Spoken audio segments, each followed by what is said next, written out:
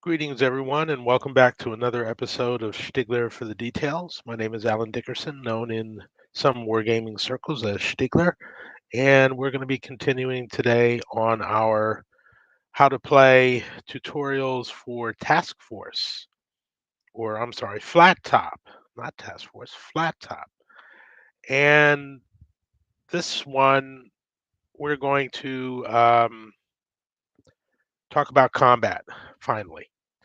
Combat is really the heart of the system. And for a game like Flat Top, the idea is to find and sink the enemy's task forces before they do the same to you.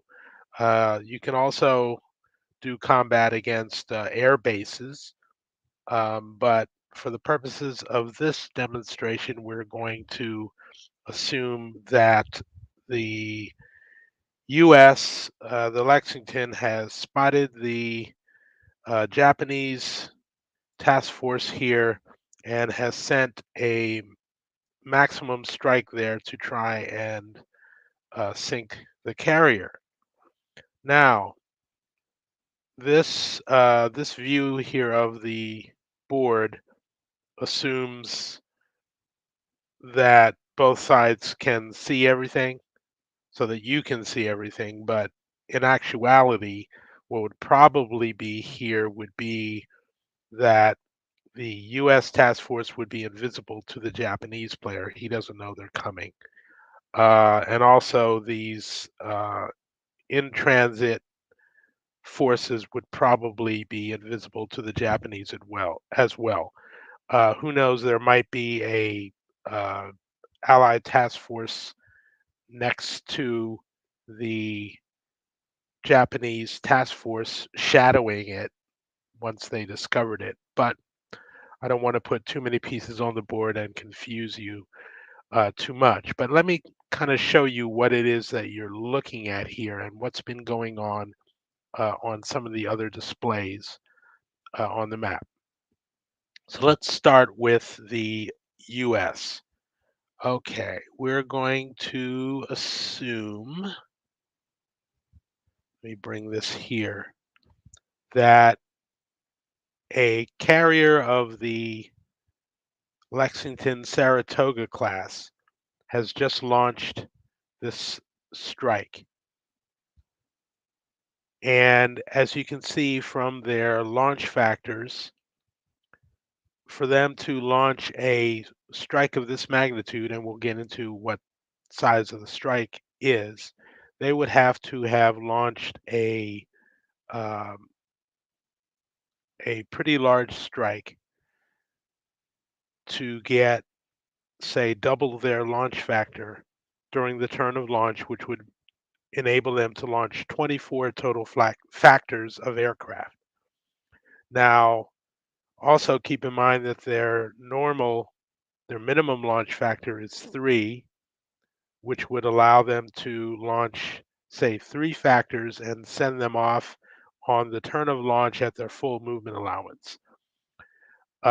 Anywhere between 3 and 12 would be the number of factors that they could launch and send up to half of their movement factors on the turn of launch. So what we're going to assume is that on the turn of launch, the Lexington is going to boil uh, up to the normal launch factor of 12 of Devastators and give them a little bit of a head start, and then continue to launch up to 24 total factors of planes in Wildcats and uh, Dauntless dive bombers, which have a greater movement allowance, and have them just assemble over the ship and then move towards the strike and probably catch up with and pass the Devastators. So, if we assume that when the strike was launched here in CC21 one turn ago, the daunt or the devastators could have moved half of their movement allowance, which is, as we can see here, devastators have a movement allowance of 6. So half of that is 3. So in that turn, they would have moved to this position here at Z19 for their first turn. The combined strike force of Dauntlesses um, and also an escort with them of Wildcats, who have a movement factor of 9.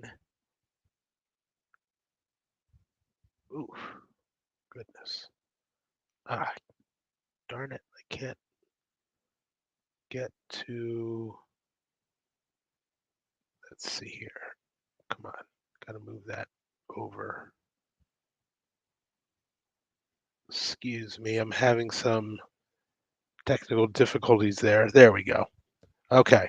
So the Dauntlesses would have started here, and they're assumed to move with the task force, which moved straight ahead here. So they would have stayed with the task force, and then in the second turn, they could have moved 9. They could have made the strike by themselves, but they're going to try and combine it. So they move up to here. Okay, and let's also show you what's going on here on the air record sheet. The strike launched 2 turns ago at 9 o'clock, and you can see I've used the task force markers so that I know which task force they launched from. I put this here to show that this is the type of plane Dauntless is, Devastators. I use these markers to show the halfway point and these to show the point at which they must be back at the ship. So in the first turn, the Dauntless uh, air formation just launched, stayed over the ship. The Devastators launched and moved half of their movement to get to where they are now. And now we are just at the start of the 11 o'clock turn. And this is the turn where the combat is going to occur. So this is how you do combat. Now, this can be kind of confusing, but it it it it just has a beauty in the way that um, it it features a wide range of results that are possible from any given strike based on a uh, set of variables that seems to be kind of hard coded. But anyway, let me get to that. Okay, so let's assume now that we are in the uh, plane movement phase. So we've already done air operations. The zeros have a cap above the task force, and that cap is, to look at the air operations chart, comprised of 5 factors of zeros high and 2 factors of zeros low. Okay. Now, let's assume that the Allies win air initiative and they get to move first. They've got the task force cornered, and so they move in and announce that they're going to attack. Now, but before they go in, they actually have to roll a die and make sure that they roll 1 through 4 in clear weather so that they actually find their way to the fleet and spot it in time to attack. We're not going to actually roll that because there's a chance that they might miss it and don't get to attack. We're going to assume that both of them do get to move in and they roll 1 through 4 and are eligible to attack. So we finish any other air movement that might be going on the map first. And then we determine, then we do combat. Okay, so we get to the combat phase. So now it's kind of all cards on the table, and the Allied player is going to announce to the Japanese player what he's got going. And let me move this on here, and I'll show you exactly what he's got going. So in Air Formation 1, he's got 12 factors of Dauntless dive bombers, and they're armed with armor-piercing bombs, the better to wreck a carrier, and they are escorted by 3 factors of Wildcats, and that's coming in high. Going in low, we have 8 factors of Devastators with torpedoes, and they are escorted by 1 factor of Wildcats. So this is announced to the Japanese player. And after a sigh and a little bit of worry, the Japanese player now has to allocate from his cap how much of it is going to be sent in against the escorting Wildcats and or the bombers. And here's the calculus that the Japanese player has to consider.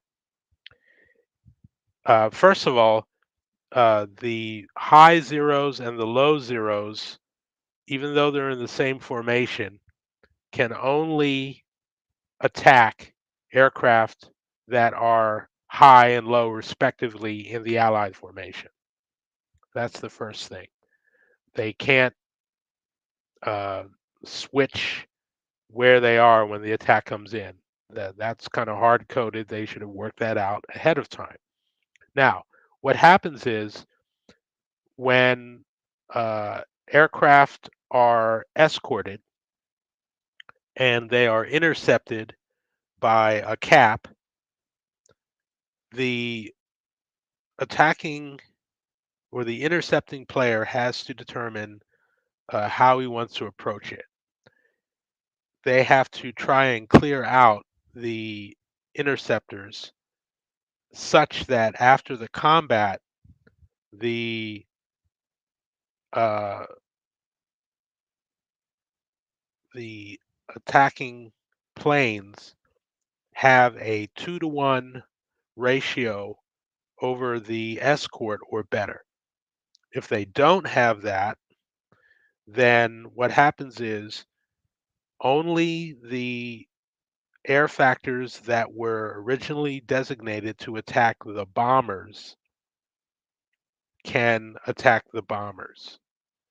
But if the escorts have a 2-to-1 ratio over the interceptors after the round of combat, then nobody gets to attack. So the way this looks is the zeros down low have a, whoops, oh, this is going to be difficult to, let's do this, thin this, and then select that, and thin this that way. Good. So the zeros have a 2-to-1 advantage already. So they can send both of the low zeros factors against just the bombers. and they will still be able to attack the bombers because they already have a 2-to-1 ratio. And so they would skip the step of interceptor combat because basically they have numbers enough to just blow through the Wildcats. On top here, we have a 5-to-3 starting ratio. So in this case, the the Wildcats are going to be able to prevent these zeros from attacking the bombers because they don't have a 2-to-1. So the zero player has the Japanese player has got to do a little bit of trickery um, to make sure that he winnows down the Wildcat some in order um, to create that ratio. So let's say the zero player is going to send 3 factors against the Wildcats and 2 factors against the bombers, hoping that at the end of the interceptor combat, the zeros will have less than a 1-to-2 ratio. In other words, the Wildcats will not enjoy a 2-to-1 ratio over the interceptors and be able to deny them getting at the bombers. Okay, kind of confusing, but that's what's going on. So also, if the surviving attackers, the surviving interceptors, have a 2-to-1 ratio against the escort, then after the combat, then they get to join in with whatever factors were sent in against the bombers. They also get to join in that. So that also is part of the calculus that the attackers have to make. All right, so what we're going to assume here, for the sake of argument, is that the zeros up high are going to send 3 factors against the escorts and 2 factors against the bombers. Down low, they're going to send everything against the bombers. Okay, let's see.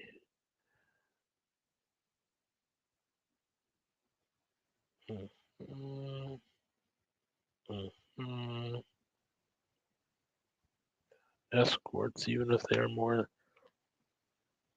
Okay, each player can.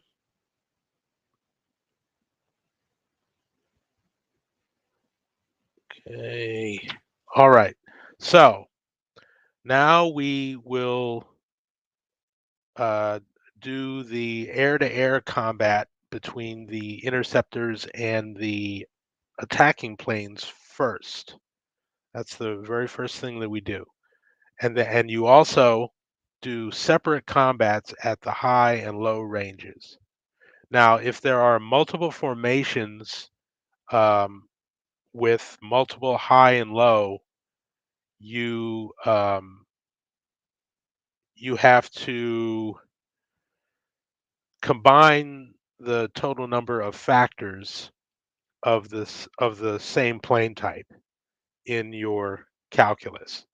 But that's only if you've got, 4 or 5 mixed groups of air factors present in the hex, and then it can really get confusing. But for this one, we're going to try and keep it a little bit simple. We have 2 allied air formations, one's at high, one's at low, so that makes it a little bit easier.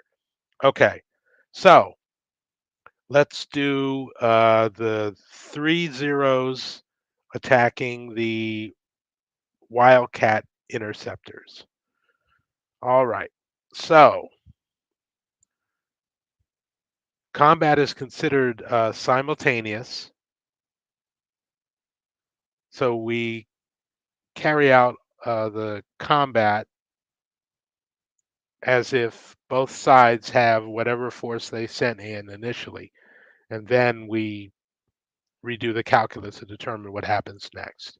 Okay, now let's get our combat tables here, and we'll start with the Japanese. Okay, looking at the air hit tables, we see that the zeros have a 9 air-to-air BHT. BHT stands for Basic Hit Table, and that is the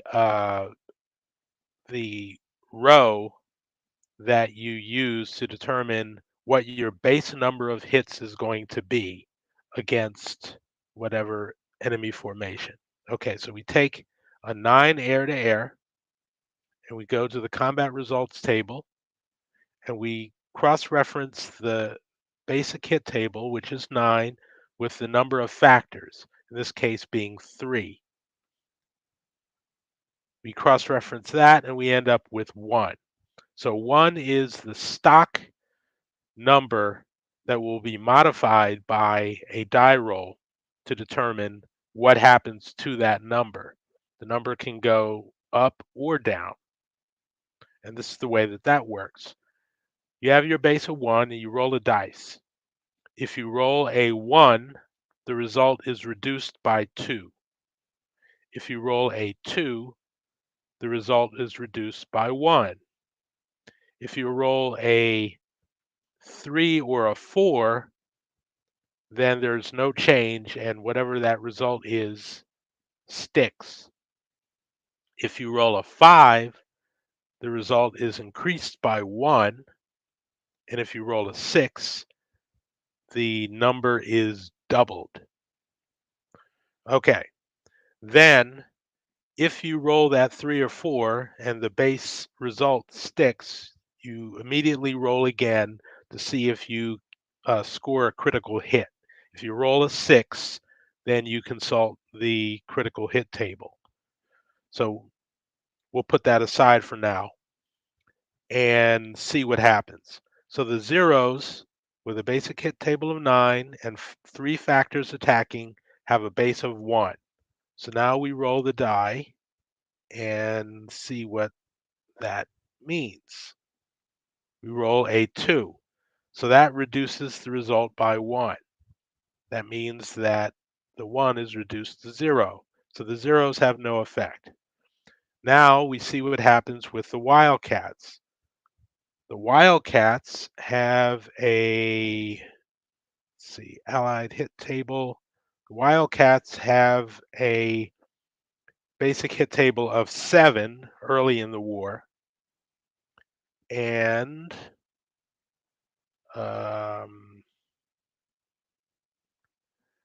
they have, how many factors did I say the allies have? Let's see here.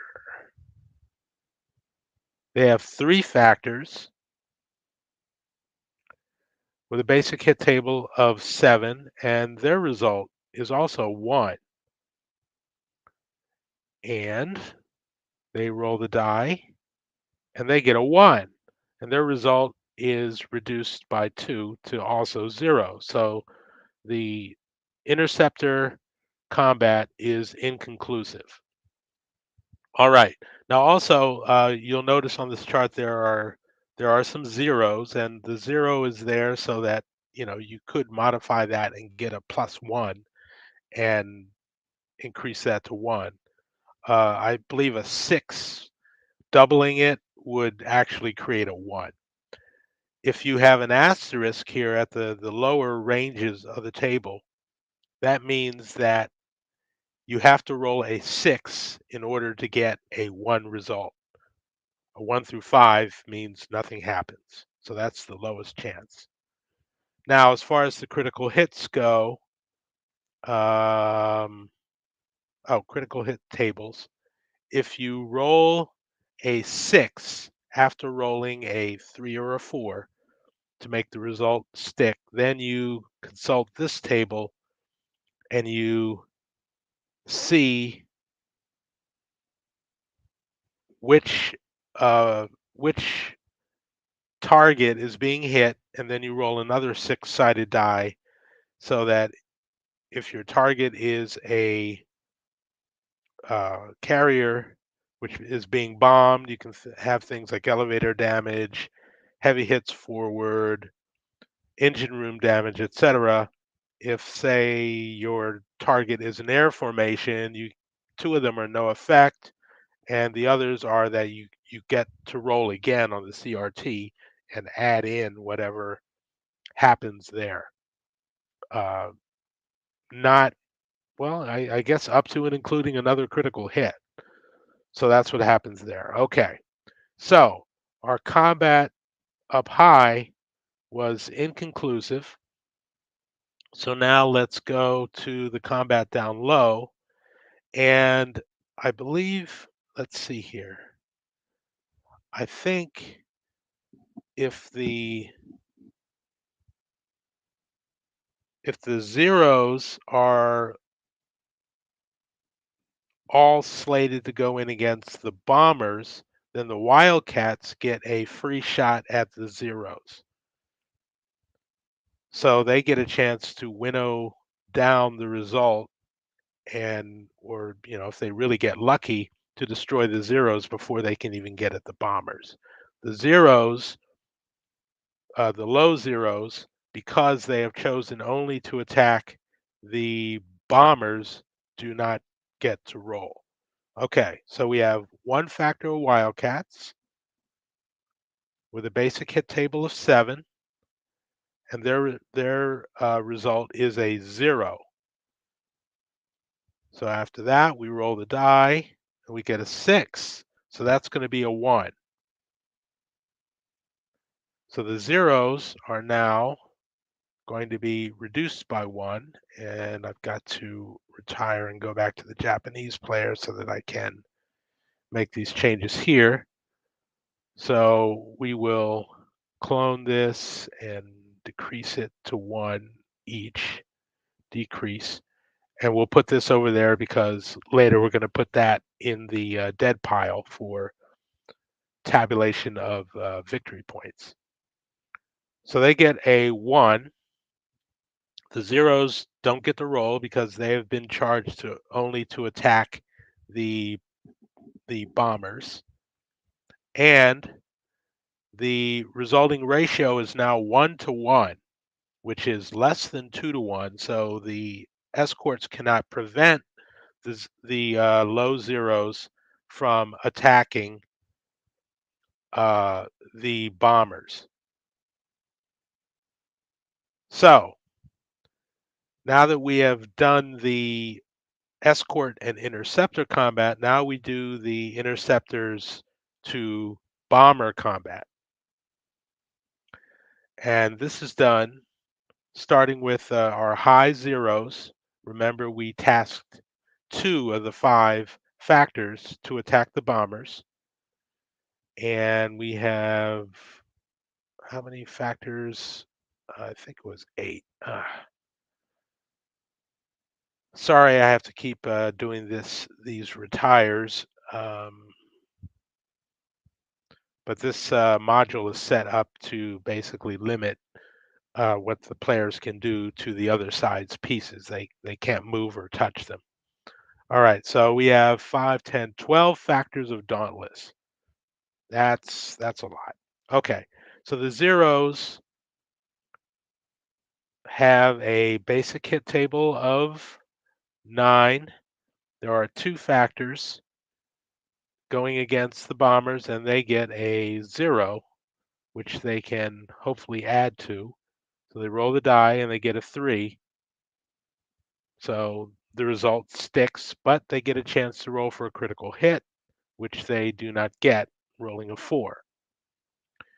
The Dauntlesses get their flex guns to fire back, and they get to defend themselves. And let's see where Allied air hit table, Dauntlesses in air to air are a 3. So go back to the combat results table 3, and they have 12 factors. Did I say there was 12 factors? I think it was. And so their base result is a 1, and they roll a 2, which reduces the result by 1, and so they don't shoot down any zeros. All right, so that was also inconclusive up high. Now, down low, we have one factor of zeros attacking 8 factors of devastators. So that's against the zeros first, or the zeros against the devastators. With a basic hit table of 9, they have 1 left, and again, the result is 0 against the devastators. They roll the die, and they get a 2, which is inconclusive. The devastators, going back to the Allied air table, have an air-to-air of 2, but they have 12 factors, so they get actually a 1 base result. Roll the die, get a 5, that adds 1 to it, so that shoots down 2 factors of zeros, which is enough to kill the 1 factor of zeros that was attacking it. So let me go back to the Japanese side and remove that. So both 2 factors of zeros were lost to no factors of allied planes, which, considering the size of this strike, it's not really that surprising. Uh, let's see. Oh, also, one thing I forgot to do was the air-to-air target modifiers. So this might change things. The air-to-air target modifiers are modifiers to the result, not to the basic hit table, but to the combat result number before the modification. Um, and it basically creates matchups against the aircraft. So um, zeros are a +1, and that is basically modeling the fact that they have no self-sealing fuel tanks. So all results against the zeros are modified by +1. The Wildcat doesn't have a modifier, so there's no change to that. But the Devastators also have a +1. So the 0 that the zeros had on their basic result would have actually been 1 against the Devastator. And then, but then we rolled a 2, so then it would have been reduced to 0. Okay. Um, right. Okay. So that is the result of the uh, aircraft combat before the strike comes in. Now, it seems like all of these striking aircraft are going to get to move in, but not so fast. They have to brave the anti-air umbrella around the task force. So now, let's move the Japanese planes out of the way and let's bring in the Japanese task force. And this is Task Force 1, which has the Shokaku, 2 cruisers, and 3 destroyers around it. And also we can see that some cates and valves are being readied in the bowels of the ship. Okay, so the anti-aircraft number for all of the ships is the middle number. So we total up the anti-aircraft values of all of the ships in the task force, and each of the high and low uh, air formations have to brave this uh, indiv- individually. Excuse me. So we have 5 for Shikaku, 6, 7, 8, 9, 10, 11, 12 factors of anti-aircraft. So let's see what this does to winnow uh, the strike forces. Anti-aircraft fire is considered to have a 4 basic hit table, and there are 12 factors in the task force, and that yields a 2 base result. And again, this is modified by uh, a die roll and possible critical hits. So let's find out what happens to the Dauntlesses. They have 12 factors, and also we check here anti-aircraft fire.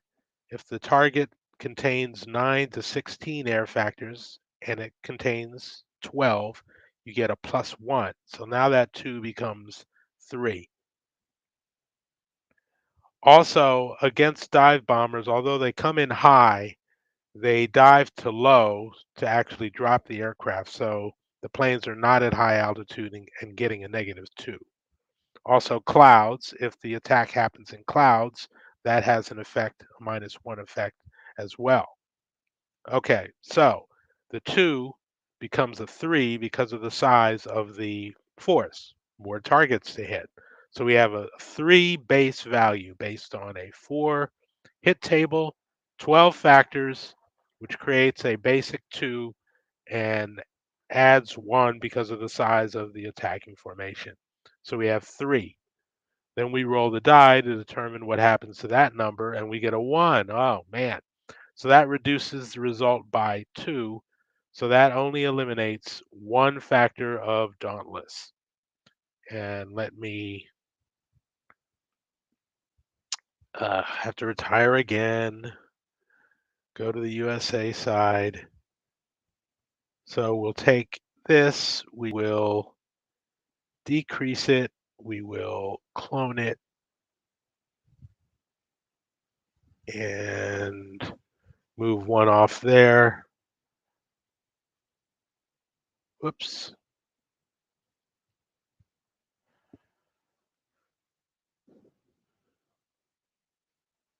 There we go. So now we have 11 factors left of Dauntless. This one goes to the dead pile. Okay. Now going down low, we have 5, 7, 9 factors of Devastators.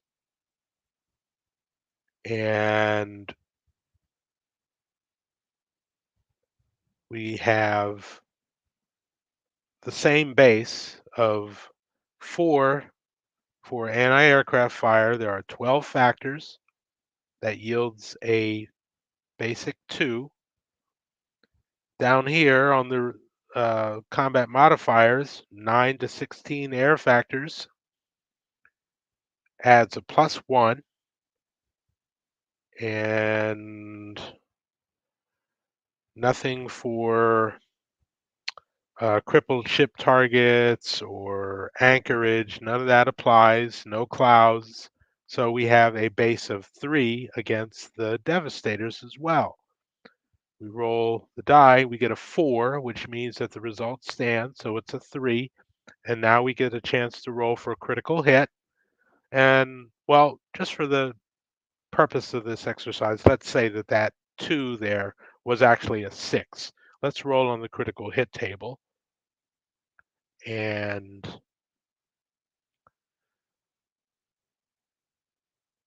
we would roll against an air formation, roll another die. That's a 4. and it says that you roll again on the CRT.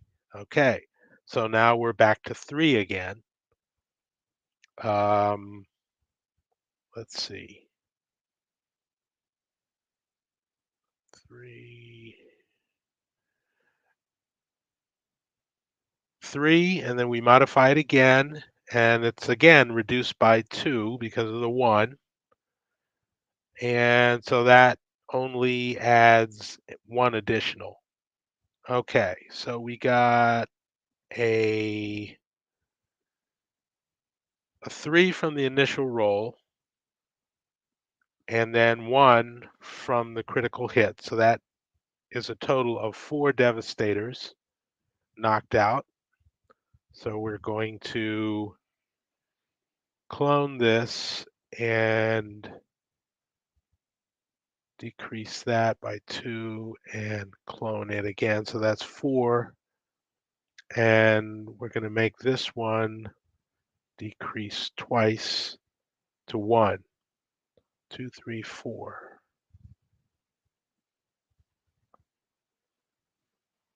Yep. Okay. So that was 9. Actually, this should be 5. 5 left.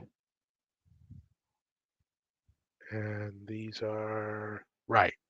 5 left. Okay.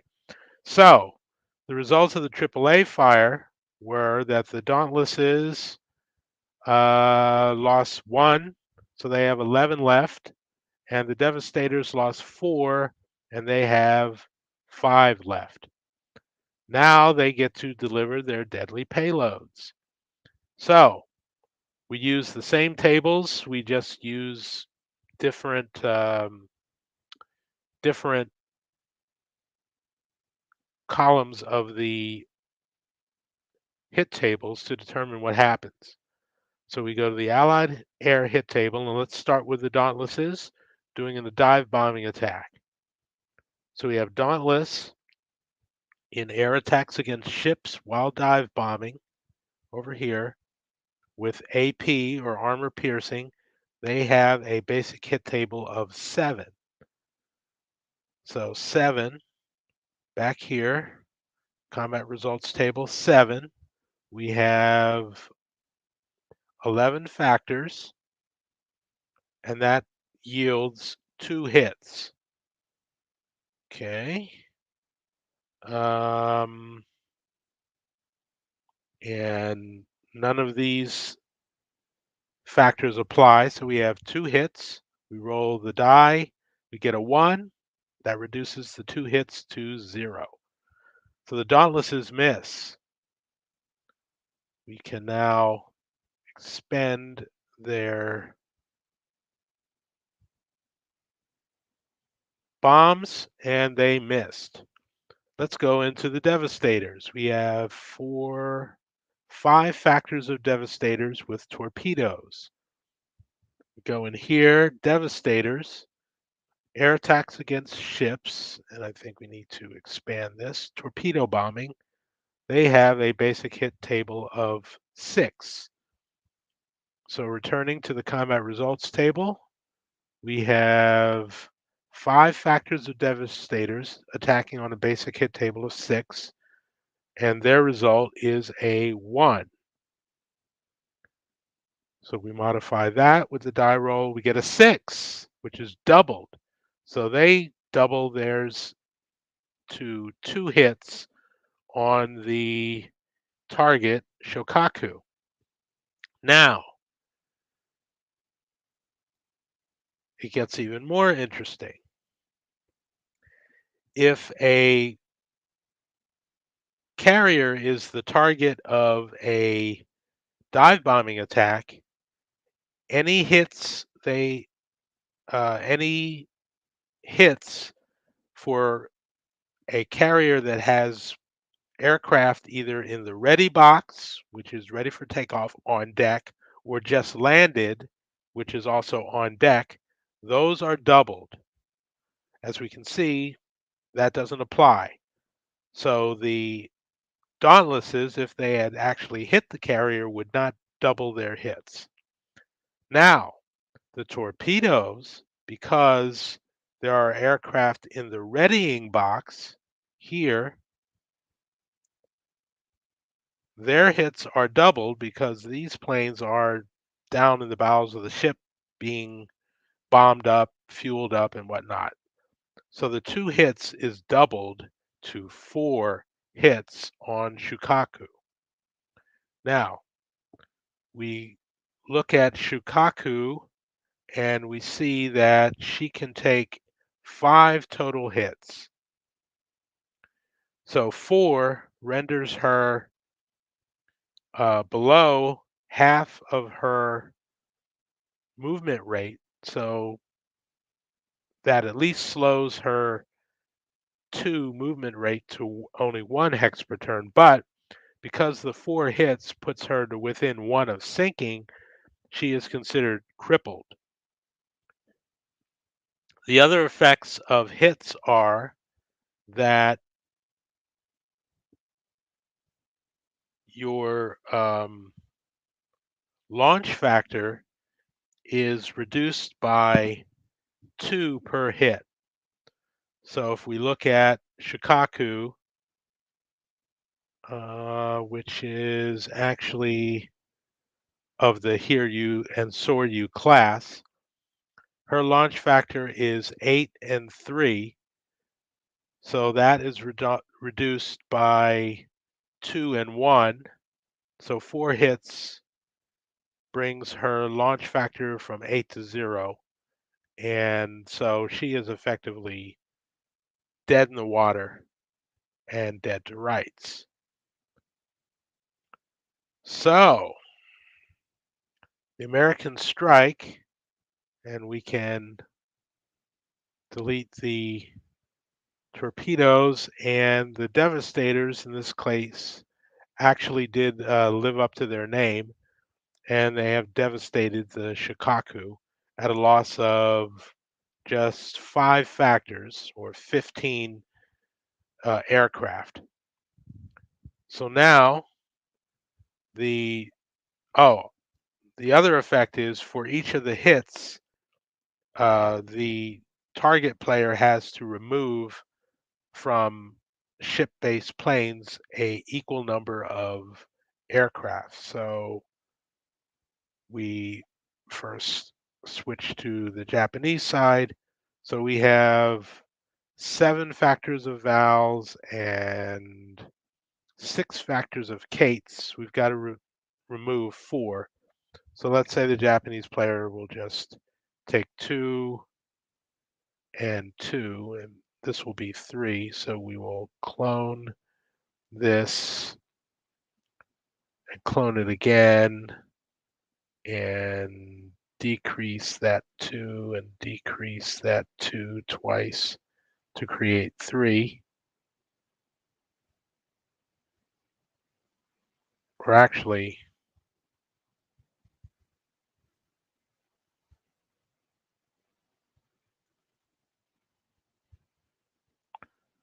let's see, decrease 3, and there we go. We'll delete that. So it's 2 factors of kates, 2 factors of vowels. So we will clone this and decrease and make that total of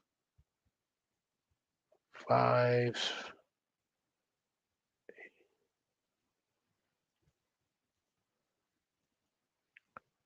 And then clone that and move that over here to put in the dead pile. So 4 factors that were in the belly of the plane are also moved to the dead pile. So those are and also these aircraft obviously are not going to be able to take off. The zeros that are left uh, in the cap here are going to have to divert to another base before they run out of fuel. Another effect of what happens here is that when the aircraft complete a strike, and let me once again, retire and go to the US side. The range factor of planes that bomb is reduced or participate in combat is reduced by 1. So you can mark that here. And now the Devastators next turn have got to make it back to the carrier. So returning to our map, we can see that we're going to have to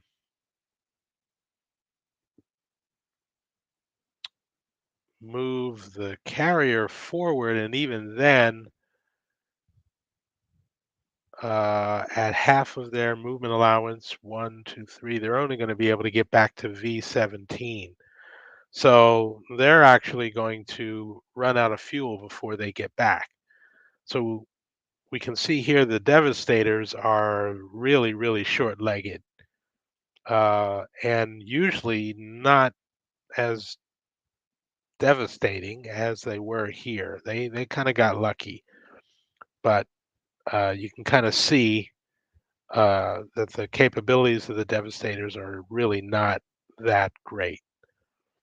But when they do manage to hit, they manage to hit hard. Okay, so that is airstrike combat. Now, if a strike comes in against an air base, the same thing happens. Air bases have AAA. They also could have aircraft that are on the tarmac, which will serve to double hits for dive bombing or level bombing aircraft that manage to score hits. This can be ameliorated by an air base placing um, ships in what do they call it? Um, they can put them in revetments and things like that, dig them in, which basically moves them into a category where they have to be brought out of those revetments before they can be taken off again. So in other words, they are moved from the readying box into the revetment box. Let's see, what do they call that? Bases. Let me find out the correct term for that. Um, let's see. Looking through my rule book here. Air combat, anti-air.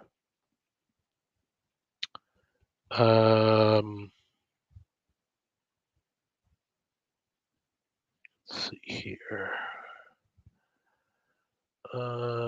Da-dum. I can't find it here. Ships. Good grief.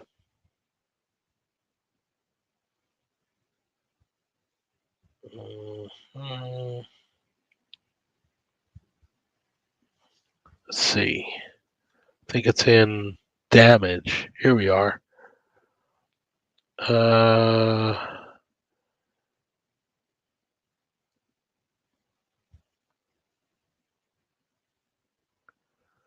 Okay. Dispersed. That's the term I'm looking for. Okay, so if aircraft are dispersed, then they are the last aircraft eliminated, and they are also eliminated at a rate of 1 air factor per 2 hits scored. So those are the benefits of dispersing your aircraft, is that they they're harder to hit, and they're also the last aircraft that take damage in an air raid. Also, uh, aircraft that are just landed or ready and on the tarmac at an air base also double the hits that are scored against them. All right, so there you have airstrike combat. There is also the possibility of surface combat between ships, but it is uh, very, very different from the way airstrike combat is conducted. So I'm going to make a separate episode to discuss that. And we are just at about an hour, so this is a good place to stop here. I have been Stiglr for the details, and we will see you next time.